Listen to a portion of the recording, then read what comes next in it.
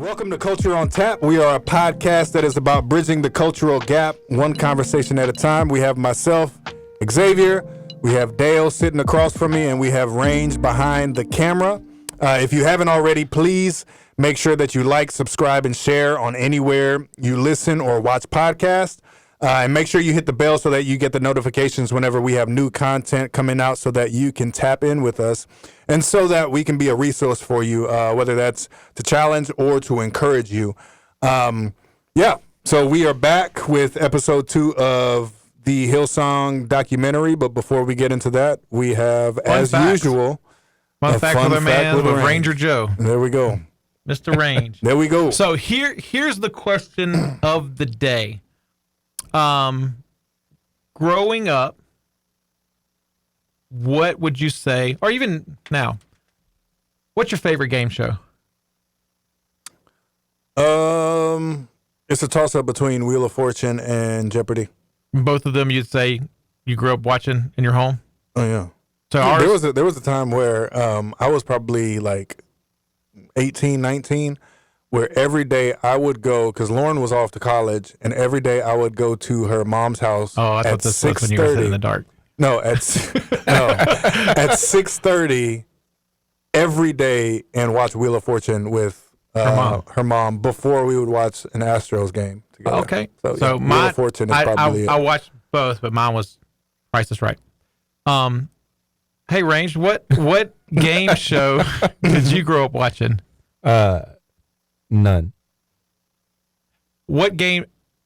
How many game shows do you know how the game show works? How it works? Yeah. Like how to play it? Yeah. None. Could you name any game shows besides the one that we just named? Wheel of Fortune, Jeopardy, Price is Right. Name another game show. I thought that was all of them.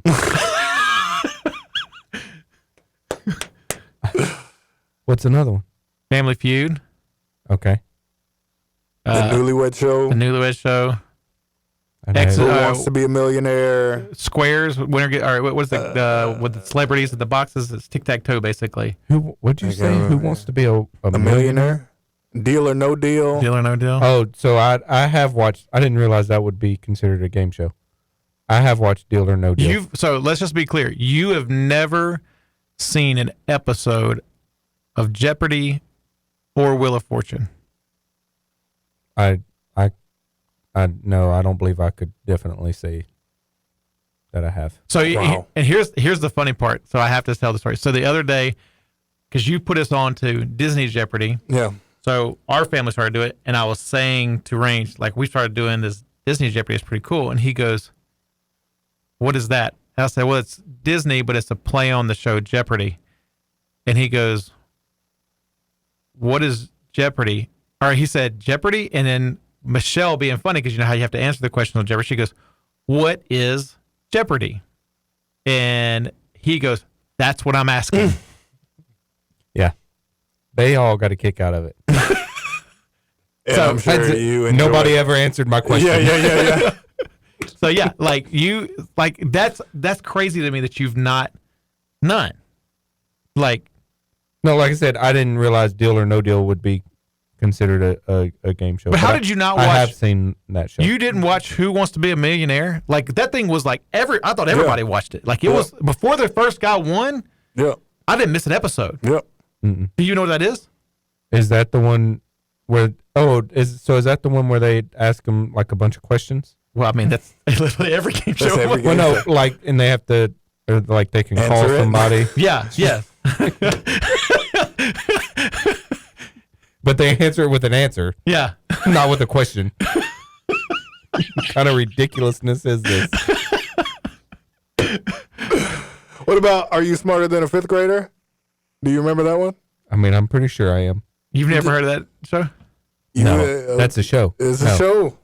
All right, when you were a kid, did you watch Where Is the World is Carmen Sandiego? I loved that show. No. Where in the world is Carmen Sandiego? Where in the world is Carmen Sandiego? No. No. Double Jeopardy? I mean, what was it? The other one with a slime. On Nickelodeon? Yeah. I can't remember. I know what you're talking about. It starts with double something. Mm-hmm. Was it Double Dare? I can't remember. I mean, I watched Nickelodeon, but I don't have a clue what you're talking about. You never watched the show where they get slimed? Yeah. Or Gladiator. American Gladiator. American Gladiators. That's not a game It's show. not a game show. I mean, I guess it's really not a game show. Mm-hmm. But I would say that's probably more of like the start of the Supermarket Sweep, that was one. Did y'all watch that? Oh yeah, I yeah, love yeah. Supermarket Sweep. When did y'all have time to watch all of this TV? Well, it was whenever you was going on planes unannounced and going to the Smithsonian. Yeah, with a school that wasn't Yeah. your school. So you've never like, you don't know the name I of the. bet there's a question on one of those game shows about Mount Rushmore. I'll tell you that much. You don't know who is the famous person Wheel of Fortune host or his assistant. Yeah. No. On which one? Wheel of Fortune. No. Wheel of Fortune. Don't have a clue. Bob Barker. Okay. Vanna Yeah. White. She turns the letters. Bob Barker is Price is Right. Price isn't is he? Right. Who is Pat St. Jack. Pat Sajak. Sorry, Pat Sajak. And then Vanna White is Vanna does the letters. Boom, boom. Oh, so is Bob Barker? That's the guy that yeah, the little mic. Adam Sandler beats up on Happy Gilmore. Yes. Right? Yes, it is. Yeah. There you go. Price is Right. So, Okay. Which would explain The Price is Wrong. Yeah. Let's. Yeah. Yes. Mhm. Yeah. Okay. There you go. I had no idea. Never got the reference. No, you do. I cannot believe you. Oh, wow. Like, Yeah. That might be the most disturbing one. Why? but you've never seen a game show. Like Like, what did you do with your time? and you hung out with. No, he like played you were Rat around. Rat Cat. He played Like I mean, but like you were around like older people quite often, like grandparents, stuff like that. Yeah. I Like mean, that's you came out old. like I feel like if I went in my grandparents' home, either a sporting game, news, or a game show was on Yes, all the time, for sure. like all the time. Range got that Morgan Freeman effect. Morgan Freeman been old his whole life. Like that's Range. Like I don't picture Range as a kid. You picture him with a beard. It's like Morgan Freeman. Can you picture Morgan Freeman young? no. Right? Range got that effect. Yeah. Well, there you go. Yeah. So range is never, Oh, never ever. Oh man, that's crazy. Yeah, We need to watch one. All right, start with Disney Jeopardy. There you go. yeah. I It's don't- something that you. I mean, I'll try it, but I don't know that I could get into that. Wow. It just sounds backwards. Backwards. Don't sound bad. Backwards. Don't it don't sound off a little bit. No, it sounds backwards. Mm-hmm. Yeah, there you go. There we go. All right. Well, Episode we'll 2. get into the episode. Yeah. Secrets of Hillsong. Secrets of Hillsong. He has Episode watched 2. He has. Yes, I have. He this. So has watched this. I will kind of recap the show Yeah. and then we'll like dive in. So I'm kind of going from my notes. So it kind of starts out. Well, I want to say we didn't say this in the last one. The end of the last show, which I thought was very interesting, ends with Carl Lentz saying, "I am very nervous about how this documentary is going to portray me, but I can't be in control of it." Which I'm thinking, you good, bro? Yeah. Like it can't get much worse than you already out here. Yeah. Like, but So so it none of starts. you want to be sitting in this seat, or Yeah. says something to that Yeah, extent. none of you want to be, and which I would agree, 100%. For Like sure. that was probably the truest thing he said Absolutely. on the whole episode. Yes. But so it starts out talking about Hillsong College, and just kind of they portray and clearly this is a secular documentary, so they're portraying what we would believe spiritually the roles of men and women as a very derogatory thing. However, Right. they do put some quotes and different things up there that we wouldn't agree with. Yeah. Challenging the girls to be like basically don't make the men stumble. Like we're not a fan of that Right. mindset. In fact, one of the quotes in the thing was, "All the girls in the house should give the boys a huge cheer for all their accomplishments. Like we're all in college. Like why are we?" So that, but they talked about the Hillsong College and And the same girl in the first episode that got the tattoo of her first experience went to the college, and she said, outside of learning about Hillsong, I didn't learn anything, which is scary. And it's a profound statement. Oh, very. So then it broke into that Carl and his wife both went to Hillsong College. Carl was best friends with Brian Houston, who started Hillsong, son Joel. Laura, his wife, grew up basically thinking that Joel was her brother because her parents, not brother, but like cousin, because her parents, they pastored the first church, the first Hillsong together, and they all kind of grew up together. So they talked about going to college together, that Brian saw this amazing talent in Carl, basically started mentoring him to be his right hand, eventually, sends him to New York to do that. Yeah. And then the episode turns to basically Carl, and we were talking about this beforehand. The one good thing I take from him is he admitted that he reached out for help. He said, I am burning out. I am struggling. And basically we don't know if this is true or not. We're just going off the episode. He said, I'm doing like 7 services a Sunday, which is crazy. Yeah. And I am burned out. And Brian basically told him, at your age, I was doing 11. And at this age, I'm still doing 10, which made basically man up and make it happen. Mm-hmm. And so he did. And so that happens. Then basically the affair comes out. He starts, of course, we'll talk about that and the affair. And you see from there the stance that Brian takes towards Carl and what happened and the unhealthiness in that. But it also reveals a pattern in Brian, because there's a worship pastor that started Hillsong with him, Josh Bullock, and they talk about how he bullied him.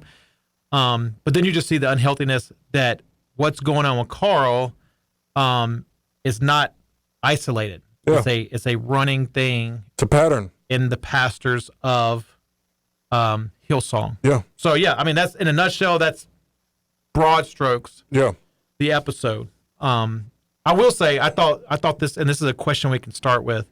Carl said at the very beginning of the episode that he starts out and he brings out this big binder with all of his sermon notes, which I'm going to tell you, from a person that's very organized, freaked me out, because they were just like haphazardly thrown in there. Like, that's the most ridiculous thing I've ever seen in my life. Like, organize your stuff, bro. Mm-hmm. But he said, and I thought this is the question. He said, he goes, I understand I wasn't honest with the church, but does that mean everything that I preached wasn't honest? And so I guess my question is, do you agree with that?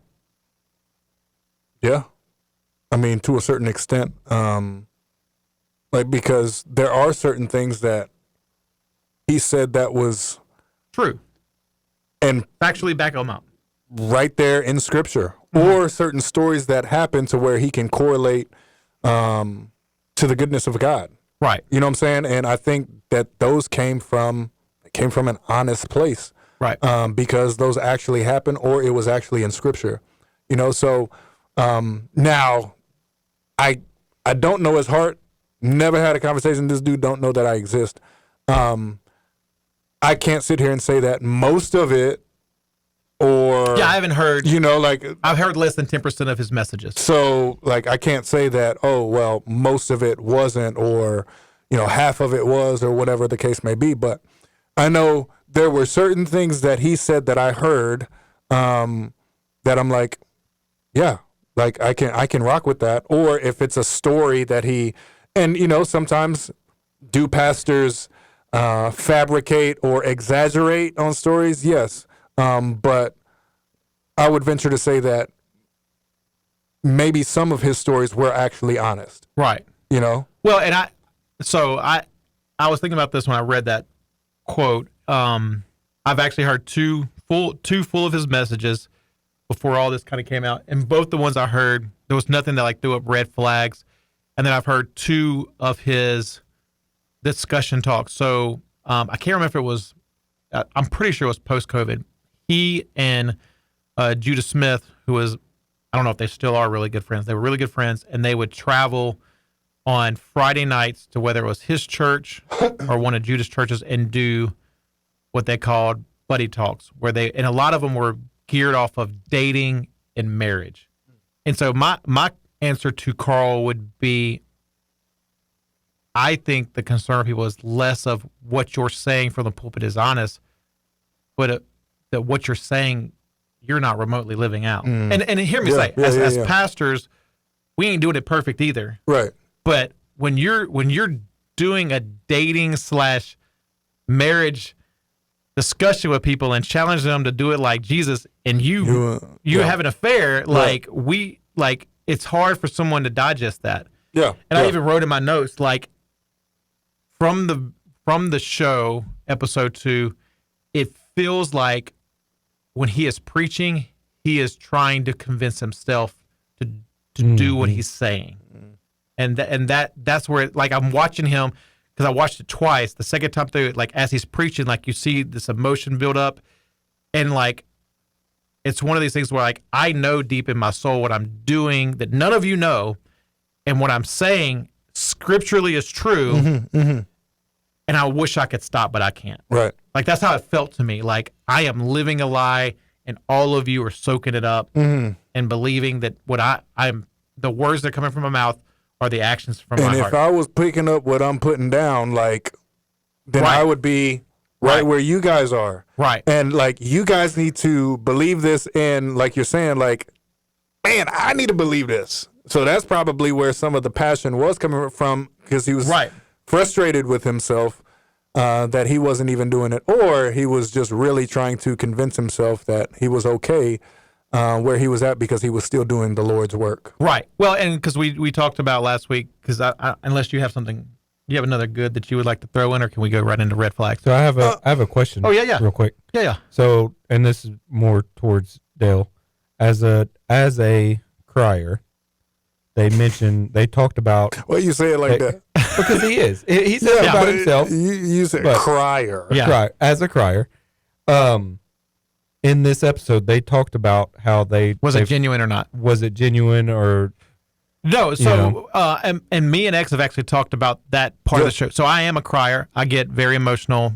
I would say, is it fair to say 90% of my messages I cry? There's some that I haven't. Yeah. I'd say more like 95. Okay. Well, I mean, and so I do wonder if some people think that I can do it on cue, or that this is something. But it's not just messages; it's in conversation. Yeah, I so can. That's Like, where I can be talking about Jesus in conversation, or emotional. We're talking stuff. about anything, your family, whatever the case may be. Yeah, like, so it's not just. Yeah, I'm emotional all the time. Yeah. So they brought that up, and here's what I would say. There's 2 reasons. I have no idea, and I think not all, but some of his crying, it goes back to what we were just saying. He's preaching, knowing he's living a lie, right? And it's probably breaking him down as he says it. As people are amen, and he's torn on the inside. Because I can tell you, when I have to preach messages, not that there's not always stuff going on in my life where it's areas that I'm really struggling, it's hard. It's hard to preach that message. But I think the 2 major reasons I see, and y'all feel free to jump in on this, that why people are questioning the genuineness is because the biggest area of your life, you're not genuine. Right. Yeah. So then why would the crying be genuine? Why would that be? And the other part is he makes light of it way too much. Like, even in the video, he goes, like, he looks at the camera and goes, like, this ain't real. Or even in the video where he's now reliving his life, he makes the statement, I don't want to mess up my TV makeup. Right. And to me, in my heart, I'm thinking, man, if I had, like, it's making me emotional thinking about it, like, did what you've done, and now I'm, for the first time, sitting in front of the camera, and I'm fixing to talk about me cheating on my wife, the last thing I'm worried about is my TV makeup. Right. Yeah. Personally. And I'm not trying to, like, dig into who he is as a person, but one thing, and I think y'all agree, I've never done is made light of my crying. Like, I really don't even address it. Like, the biggest joke I'll make is I'm a professional crier. Like I can literally talk Right. and cry at the same time, which I can. And that's just from years of Right.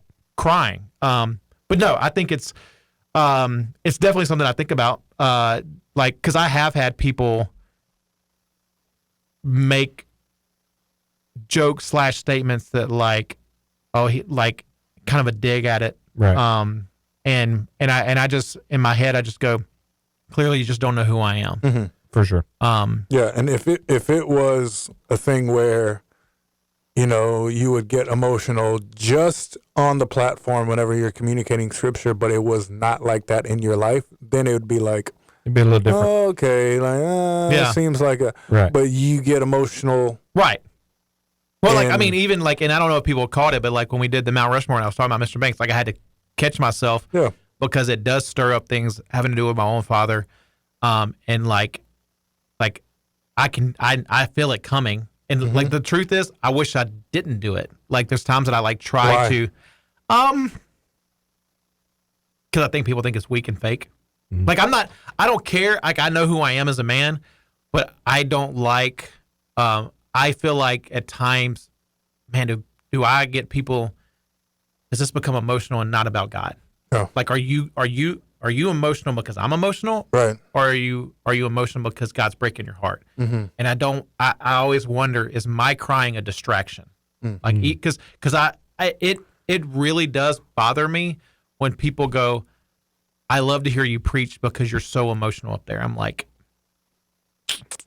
Yeah. like, if I didn't cry, would you still love to hear me preach? Right. Right. Like, and so like it's a place where, and the funny part is I didn't cry hardly at all, if ever, before I gave my life to Christ. Yeah.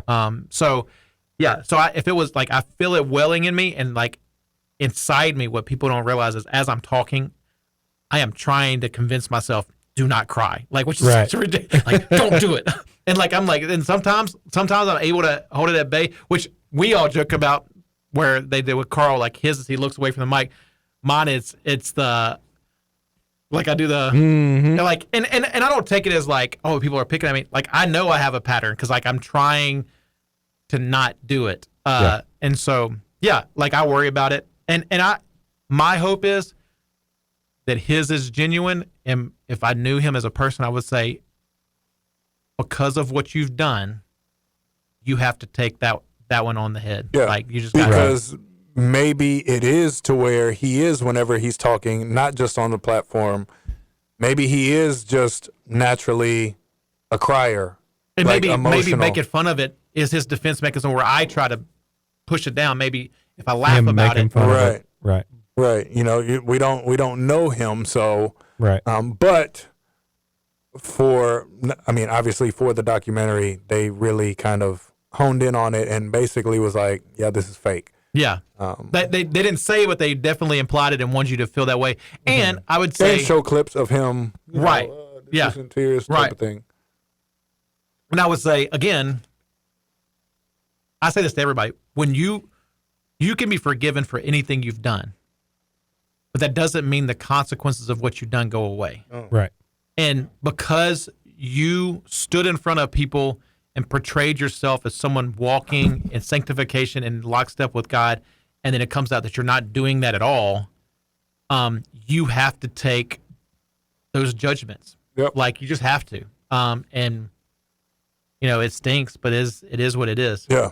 Yeah. As far as something encouraging, did you have another question? No, Sorry, that was Rand. it. Okay. Sorry, I kind of. No, it's a good question. No, it was good. It was good. We It actually turned we literally talked about that this this morning. Yeah. Yeah, yeah. The encouraging thing from this episode, because it kind of does a deep dive into Carl, right? And from the get-go, you see how gifted he is. And that's not anything that he manufactured. That is from the Lord. Yeah, he's talented. The Lord gives us gifts, and I mean, he was just gifted, you know, like super gifted, great communicator, and things of that nature. So I guess the thing that was encouraging for me watching this is that even though he fell, Like, and even though, he turned it into something that it shouldn't have been, but he was basically groomed into that, which we'll get into that. Yeah. That his giftedness didn't come from him. It came from the Lord. Right. And all of us have different gifts to offer up to the Lord. Some look different, some may manifest different, but he can't take credit for that uprising, for that elevation. That was all God-given. Right. You know what I'm saying? So at the base level of who he is, it is that God-given gift. Now, if it was stewarded correctly, if he was discipled correctly, it may have been different. He wouldn't have had to go through this to this magnitude, but the giftedness was there, but that was God-given. It wasn't anything. And I think that's a good point. I think that even anyone that's talented is either going to use it for good or evil. I mean, like, I think about, people that are corrupt, whether it's Adolf Hitler, Al Capone, like, these are people that clearly are talented at leading people and organization and building an empire. Yeah. Casting vision. But just weren't groomed and brought up the right way. Yeah. Because, I mean, I think, like you said that about him being talented. I counted it. In this episode, I don't know how many times in the first one, in this episode, just in the time of meeting Joel at college and starting Hillsong Church, 17 times they said he was talented. And it was clear that's all they cared about. Yep. Was how talented he is. Yep. And I think you would agree with this. At a very young age, Brian literally started molding clay, getting him married young, putting him at the pulpit, because he even verbalized. Who is that in and of itself is giftedness, right? For Brian to see that and just start to, okay, this is what I want him to do from a young age. Mm-hmm. That's a gift. Because Carl even says, from the second that Brian put me on stage, I felt like I never left it again. Like, he just kept putting me in front of people. Yep. So he's molding that, but like, and even Carl says this. The principal of the college was my wife's mother. He didn't say what he is being vulnerable to her about, but he's being very vulnerable about his life. Then he finds out that he's in love with her daughter, which he said, maybe I shouldn't have been that vulnerable with her. But he even says, he talks about being struggling with being molested when he was a kid, but he says, getting married will fix the issues of my heart. That's what he thought. That's what I thought. Yeah. Personally. Yeah, and that was my question is, I watched that and I was like, man, that has to resonate with you. Yeah. Like, how many men, Christian men, same for me, like me and Michelle got married really young because we were like, let's just get married because that's the smart thing to do. Mm-hmm. And which is a horrible look at marriage. Yeah. And it doesn't help. It does for a season. Yeah. And then it doesn't. Until it doesn't. Yeah. What I mean, we were even talking about this last night is with our students. When you marry the wrong way, even in your sex life, you're not having sex with your spouse. You're having sex like you're just with. It's something that you do to her, not with her. Yeah, to her, not with her. Yeah. And which is the problem. Yeah. And I'm sure that's what was going on with him. So then it's hard to have an affair because it's just something you do. Yeah. But to me, in the beginning of the episode, it's clear Hillsong is a business.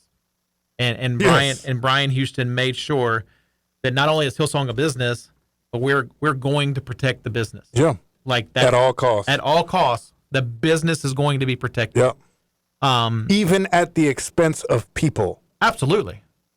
And so here's where, like, and the thing for me is, and I asked this question, what if in a healthy situation, because in the episode, Carl asked for help. Yeah. What if he'd have got help? Like, how different would things look now? Yeah. Now, he didn't officially ask, he wasn't asking for help because he was having an affair. He was asking for help because he was being burned out. Yeah. But I believe if he'd have got help, proper help, things would have been revealed. Mm-hmm. that needed to be revealed. Yeah. And it would have protected him and his family ultimately, but maybe it would have exposed his leader a lot quicker. Yeah. Right. Oh no, I You mean, know?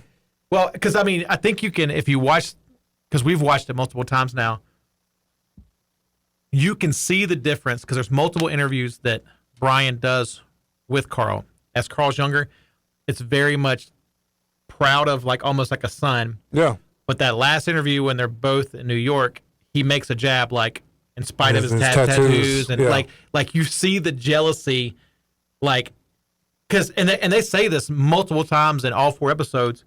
Brian's a leader. He's not a good orator. Like Yeah. he's not a phenomenal speaker. Yeah. And I think there's a jealousy because Carl had it. Yeah. Like you heard him speak once, right? I've heard Brian Brian, speak. The funny part is, I don't know if it's funny. The interesting part is, me and Eric went to a experience conference. Amen. Amen. And Hillsong and Hillsong United were there leading worship, which was absolutely amazing. And Brian Houston spoke. It was knowing what I know about. It was what you expect. It was very surface level. I won't say any of it was unbiblical. It just wasn't my style. And to be honest, if I'm being real honest, I would have probably left if I'd have thought I'd have been able to get a seat back in there, because it was like Hillsong sang, he preached the Hillsong United thing. I would have probably left and came back for Hillsong United if I'd have thought my seat wouldn't have been gone. Because like them being there, people were literally having to get security at the doors to keep people that weren't a part of the conference out, which was crazy. Yeah. But then after he spoke and before Hillsong United came up, he brought Carl on stage because New York was just kind of kicking off and introduced everybody to Carl, and he spoke for like just 2 minutes. And I was like, I looked at Eric and said, this guy's got it. As far as, like, I don't know him, but like, I could just tell, dude can speak. And Yeah. like some people you just look at and you just know, like, you got it. Like, and I mean, and he fit the model for what you thought in New York. He had a leather jacket on and all these things, and I was like, this guy, like, You in Florida with a leather jacket on? he looked cool, bro. In September? Yeah, it's hot. But I mean, but I think we've all met, not just in ministry, in all walks of life. People that just, you're like, you're talented. Everyone sees it, and it's just a thing. Yeah. No, for sure. Red flags? Let's look at the red flag. Okay, so I think we have to look at it like this. So to me, the big red flag to me is Carl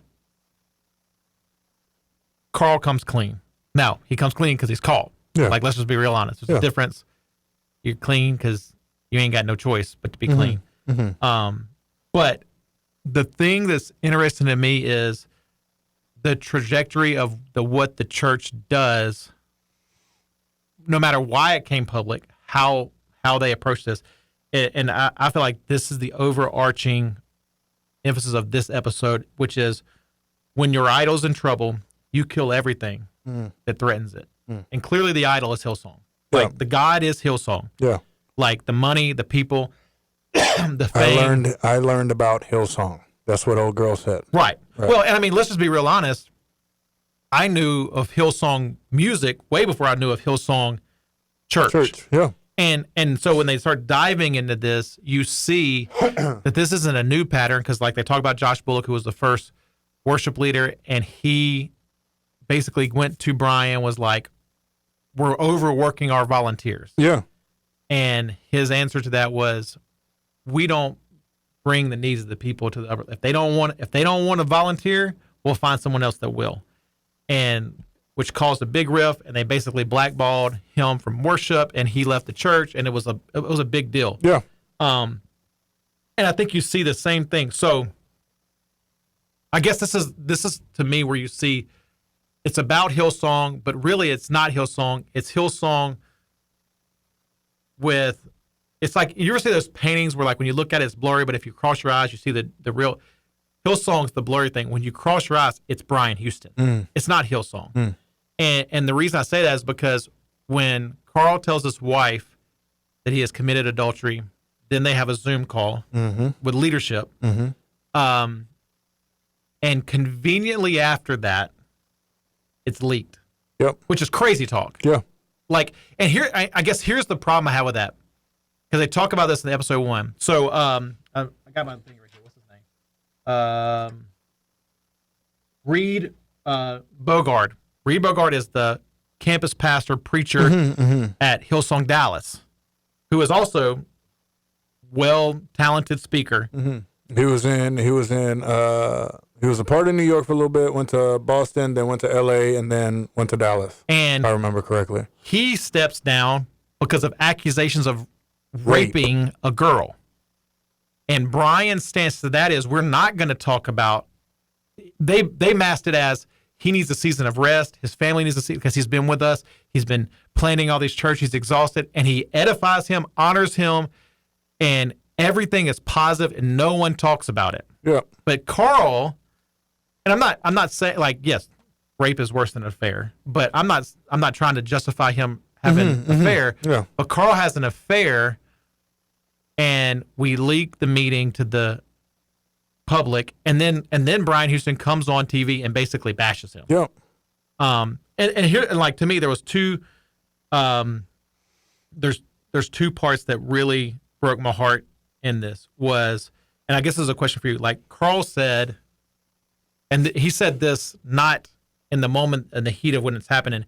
He said this when he's live on the documentary, looking back. He said, "I was way too vulnerable." As a Christian, is that a thing? Especially when you've wronged people. Yeah.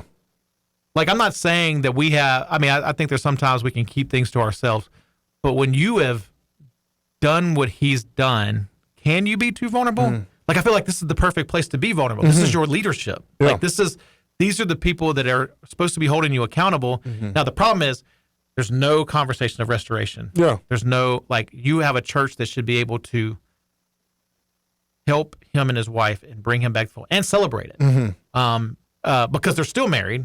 So Was he saying, this is a legitimate question, because how I took him saying he was way too vulnerable was from the standpoint of he was vulnerable with people who really didn't care for him, and just no, I definitely think it's in hindsight. Like Right. I hate that.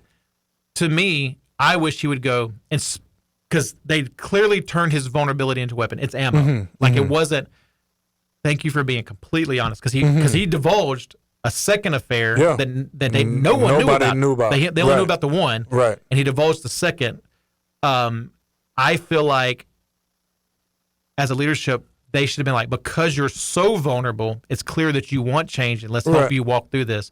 But instead, they took his vulnerability as, oh, you just gave us more ammo. Yeah. We got you. You're done. But I wish his stance would have been, in spite of their sin, I was honest. Yeah. Instead of going, I wish I wouldn't. Right. And I get in the moment when you're hurting, you're like, if I'd have just kept my mouth shut, like I would have told you, no, they'd have still got you, bro. But it goes back to earlier with they were protecting Hillsong. It was about Hillsong. It was about the brand. It was about the business. So they felt as though in this moment, first off, here's an opportunity for us to protect Hillsong. So in the process of protecting Hillsong, we are going to basically blackball and the issue, which is Carl. So here, this is me looking broad picture, all four.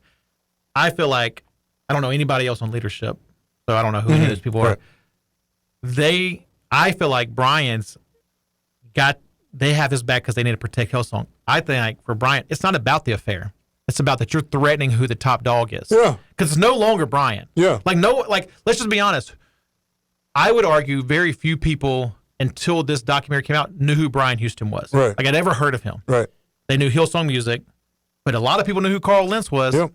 Like, in fact, he's been on Oprah. He's been on The View. Yeah, he's been on, he's all been of on. these Well, different. I mean, I've had multiple Good Morning people America. before this all happened going, oh, Carl Lentz is the pastor of Hillsong. I was like, no, he's the pastor of Hillsong New York. He's not the pastor of all of Hillsong. Right. That's Brian Houston, in which no one knew. So I feel like for Brian, it wasn't even about the image. It was you did something that I can get rid of you, and I can use the image of Hillsong to get rid of you. Yeah. Because, I mean, and this did break my heart that Carl said. Carl said, the church can be a blessing, but it's also a sledgehammer that causes pain. Mm-hmm. And I don't disagree with that, but I would say God's church doesn't cause pain. Mm-hmm. It's the people in God's church that cause pain. Yeah. And I think you have to separate the two. And it's hard to do that because is it a church without the people? Like you can go down that Get road. into semantics. Right. Yeah. But I mean, to me,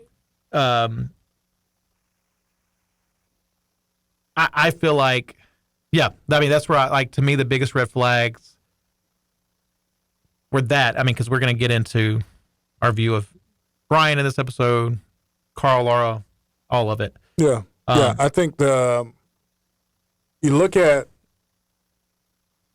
this as a whole from the beginning, and we'll probably get more into that in episode 3. But at first, for Brian Houston, the mascot was Jesus. Right. Right? Like, Jesus was the mascot. Like, we are going to paint this picture that it's about Jesus, but in all reality, it ain't about Jesus. It ain't about Jesus. It's Yeah, not. I Like, actually put it's- down the perfect picture of what we're looking at is Jesus is not the focal point. He's just a byproduct. Yeah, yeah. So what do you do with mascots? Mascots are there to basically have somebody that you can quote unquote identify with, like, Alabama. Whenever you don't get in the game, but all you hear is Roll Tide. Right. Right? Hook 'em horns, or Yeah. whatever the case, whatever the Right. mascot is. It's kind of this thing to connect you. Right. It To makes you the feel a game, part of it. right? Connects you to the game, to the event, whatever the pep rally, that's whatever good. the case may be. It connects you, but nobody care about the mascot, Right. and the mascot's not going to get into the game. Right. You see what I'm saying? Like, and it's just this picture of how can we connect people? And this is what it looks like based off of the documentary, but all of the facts that we have. How can we connect people, bring more people in so that I could build my brand? Right. You know what I'm saying? No, that's. I mean, I think that's dead on. Like, how can we do this so I can build my brand? Okay, here's the mascot. Jesus, church, all of the things that come with it. And then it's like, oh, we can get bigger because there's this kid who's in the college right now, Yeah. and he is talented. He Yeah. is gifted, Yeah. and he will take this thing to the next level. So And what I think is perfect. He's like, he'll listen to everything you want, but he can be everything you can't. exactly. Yeah. Exactly. So we have another mascot. Right. Which, if you really, and we'll get into this also in the next episode, the same thing as Daddy did to him. Exactly. Exactly. It's just a repeating pattern. Exactly. And so, like, the biggest thing is that Carl was never, I shouldn't say this, it seems as though Carl was never seen as a person who was created in the image and likeness of God. No. He was just a puppet for the sake of bringing in more people, bringing in more resources. So would you agree Carl was talented enough to do what he did, but he was never equipped to be who he. And I think you can see that because he talked about the Black Lives. He was the first white pastor in America from the pulpit to say Black Lives Matter, and his whole thing was, yes, all lives matter, but right now, Black lives have to matter. Yeah. And here's what I did think the documentary did a beautiful part. So he is publicly fighting for Black people, and I think he meant it. Yeah. I think even in episode 4, because he's like, I think the thing that from a church perspective that hurt him the most is the thing that he said this. The thing I thought the best is the thing that I feel like I'm getting ridiculed the most. And here's what I mean by he's not equipped. Talented wise, if you're not at Hillsong, here is a white guy fighting for a minority in a really awesome way. Yeah. But then his people are going, cool, we matter. Why don't we get to be on the platform? Yeah. Why don't we have any Black pastors? Why don't we have any Black worship leaders? Yeah. And Why do we keep talking about this, but and they no have action closed door behind it? meetings. And here's the thing that I think we're here. You're not equipped.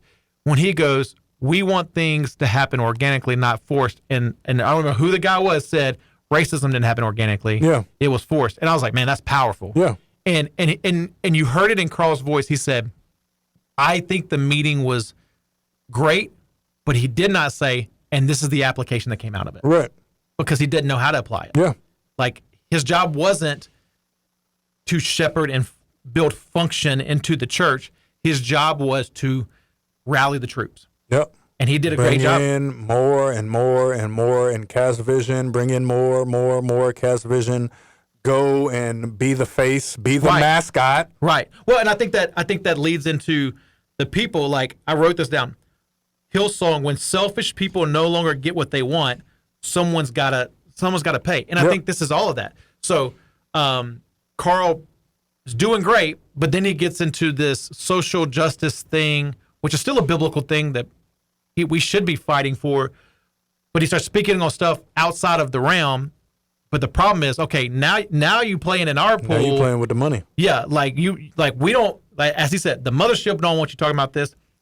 I'm assuming the huge portion of your church is black people, and they're like, okay, since we matter, where? We need to matter. Like, let us matter. Yeah. And he didn't know what to do there. And so it comes out, it's just interesting. It comes out that he's having an affair. And the very people that are talking about how good looking he is and how charismatic, they're like, see, I knew it. And I'm like, but just a minute ago, you were lusting over him. Yep. Like, you like the fact that your pastor was good looking. And I mean, and the same thing with at the top. We love Carl until Carl no longer gives us what we want. Yep. And until he is not good for business. Right. And so he can't be the mascot. So it's back to Jesus. Yeah, we'll find some. And I believe that they thought we've built a good enough foundation that we can get rid of Carl. We'll keep going. And you didn't have a foundation at all. Nope. Like it's just water here. Mm-hmm. Like we sinking. Yeah. So let's talk about, like, I want your perspective. Well, let's first talk. Like, here's something that came to my mind.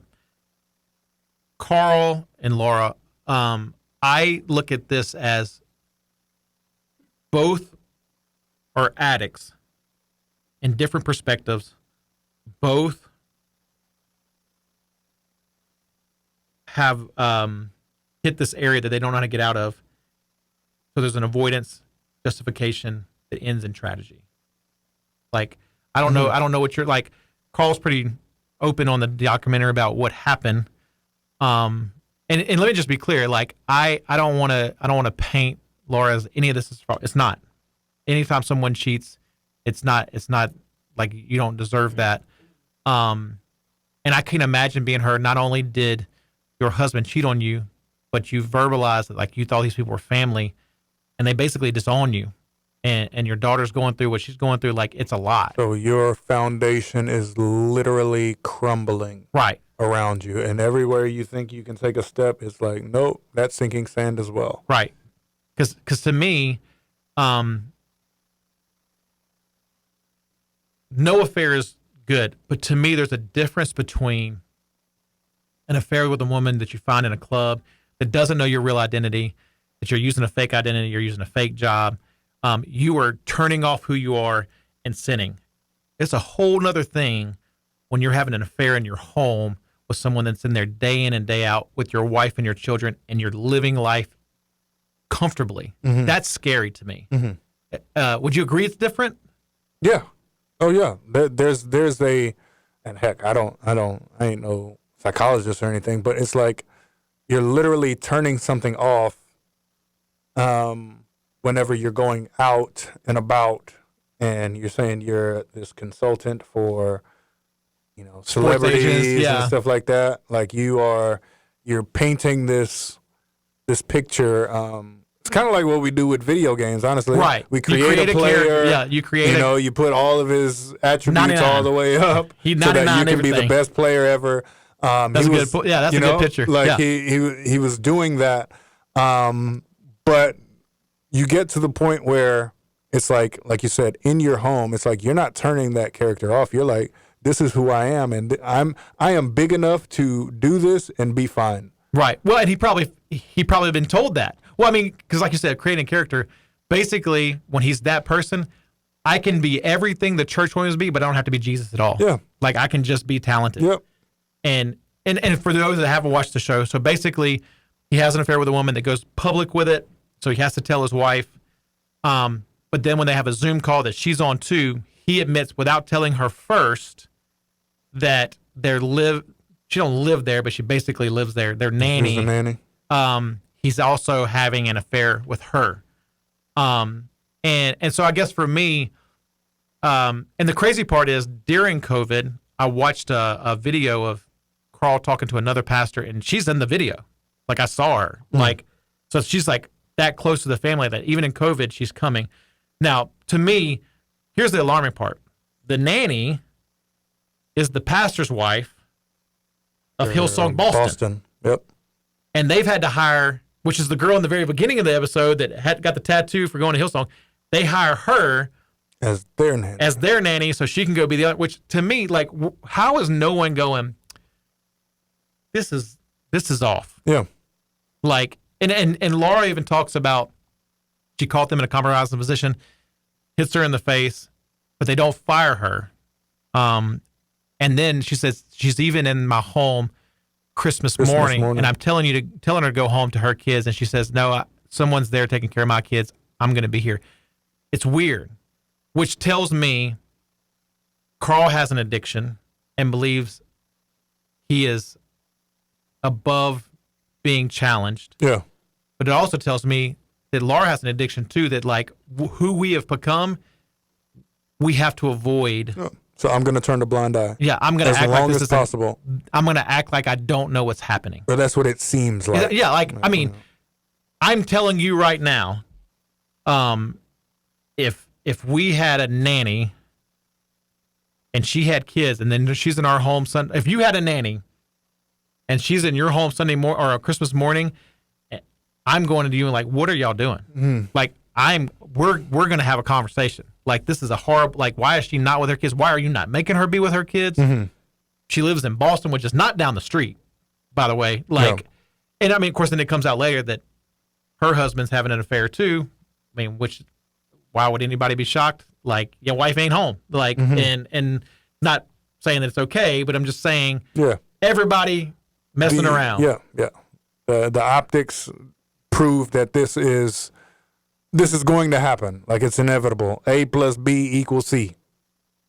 And here's the part that I think is alarming to me. So it's a group. So now we have these four. Then we have, of course, we talked about it earlier, the other couple that was in Dallas, Reed Bogard, which is a sexual addiction, which has come out now that there's like 5 or 6 pastors that were a part of Hillsong, leadership pastors that have been accused or caught in sexual misconduct. So this is clearly a thing, and then it comes, we'll talk about it later. Brian Houston's doing the same thing. Yeah. Of course, he allegedly isn't. And but it's clearly a thing that's going on. And I guess from me, like, I'm asking myself,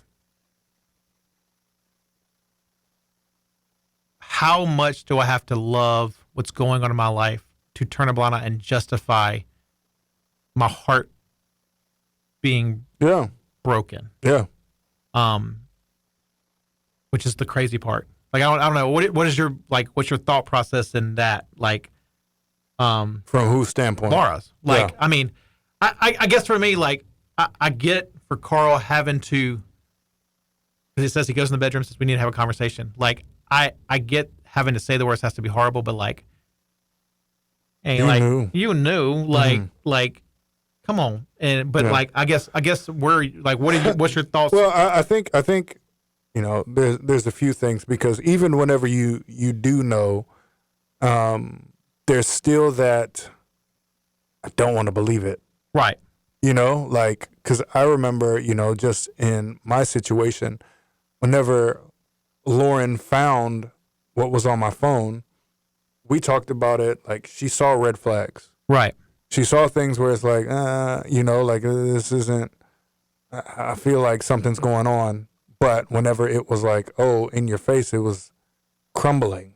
Right. You know, like, so so would you say it's, I mean, she's not here to answer this question, but is it one of those things that's like, my heart is already in a vice, but if I ask you, you're going to crush it. And like, I mean, and no one wants that. No Right. one, like, we don't want to know. It's like, you know, you hear those stories, or, well, actually, like movies and different things, like when somebody is pinned up against a tree from being hit by a car, Right. and they're still alive. For a moment, it's like if they move the car, You're dead. They're dead, Right. right? You know, so it's kind of like whenever you see the signs, whenever you see things happening, it's like you're pinned up against the tree. But whenever it's actually, oh, this is what's happening, it's like removing that, and it's like, oh, crap, like this is real, you know. So even though that the signs were there, and again, we don't know her heart, we don't know, but it's like the signs were there, and it could be one of two things. It could be like what you're saying in the sense of, Because she even admitted that she started being ugly to her. yeah. Like, she was open about that. Yeah. She said, I started being very ugly towards her. And After you punch her in the face, it's like, You done got this work? Yeah. You know, but it could have been like, well, we can't afford for Right. me to be the issue of why the mascot can't be in front of people. Right. No, that's good. Yeah. Like, so if it comes out that Because everybody's groomed. if even I, if I'm the one to come out with this, everybody's gonna hate me. Right. No, and that's kind of how in my head, like, I'm not trying to act like she deserves this because she knew, but I'm in my head, I'm going, as he is being propped up, she's on his right. Yeah. And so she sees the crowds cheering. Yeah. She sees the love, she sees him on Oprah. She sees he is the man, and the last thing you want to do is be the one that takes his legs out from under him. Yeah. Like, you don't want to be the villain. Yeah.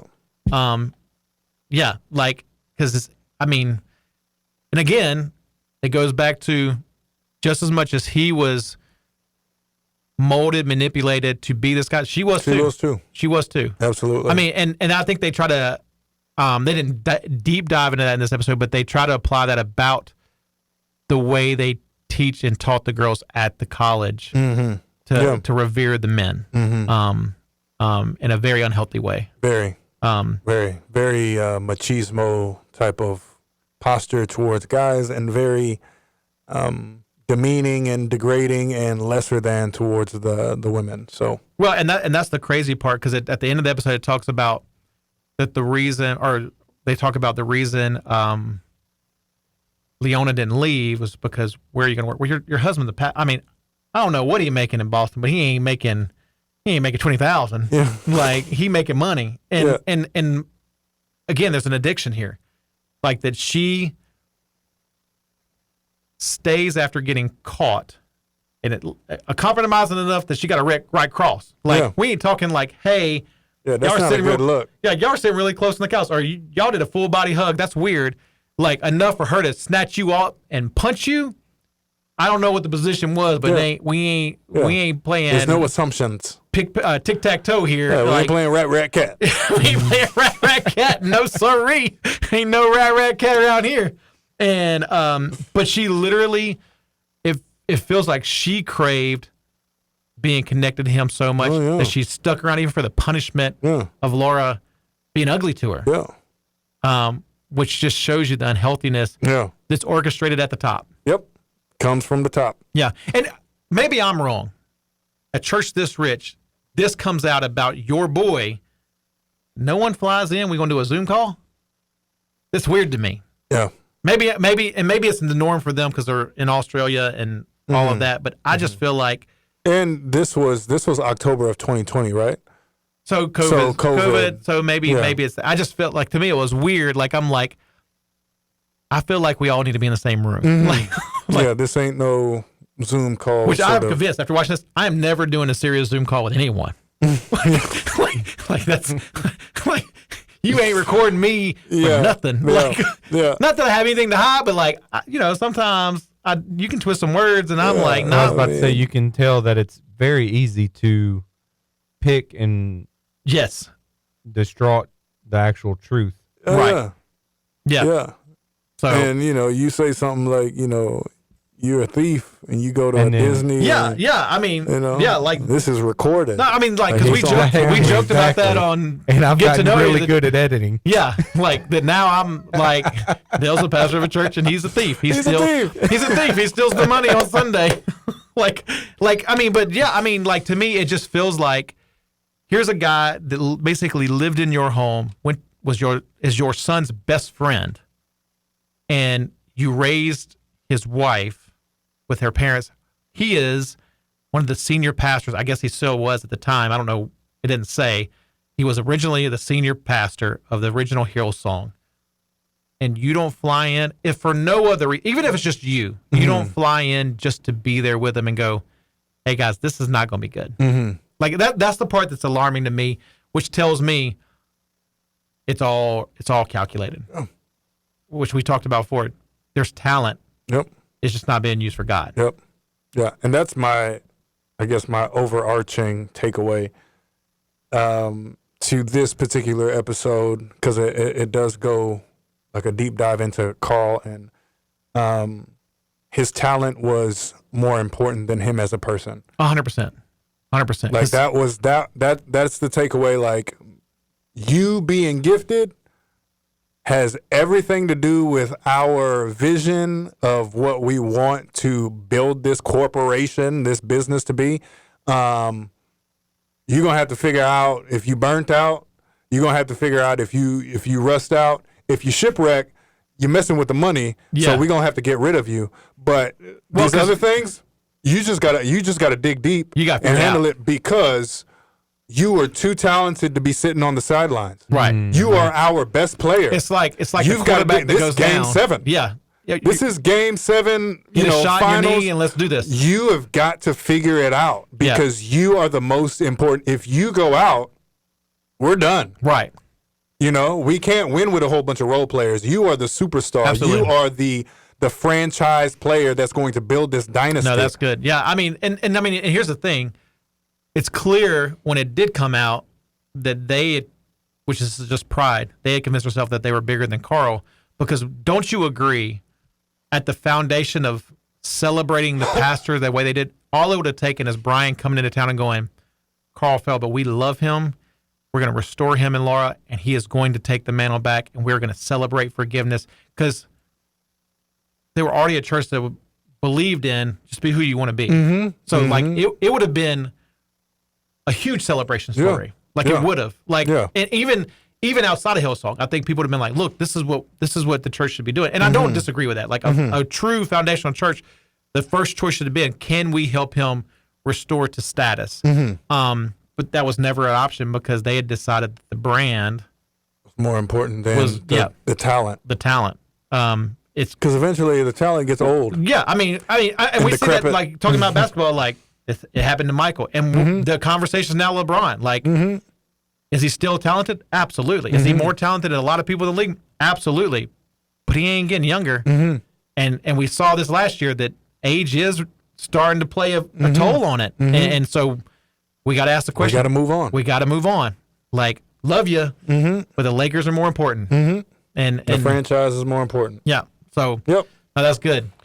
Yep.